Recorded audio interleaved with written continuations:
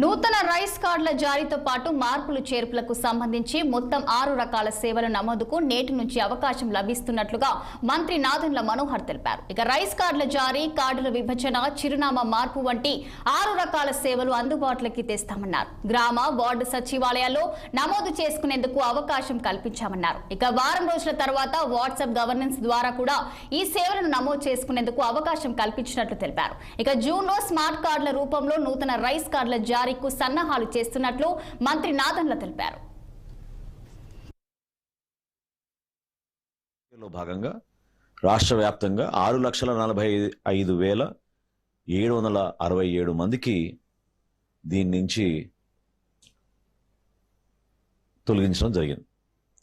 తొలగించడం అంటే సర్వీసెస్ కాదు, వాళ్ళకి నమోదు చేసుకోవాల్సిన అవసరం లేదు. 6,45,767 బికాస్ 5 సంవత్సరాల లోపు ఉన్నారు, 80 సంవత్సరాలు దాటిన వారు ఉన్నారు కాబట్టి వాళ్ళకి ఈ కేవైసీ నమోదు చేయలేదు.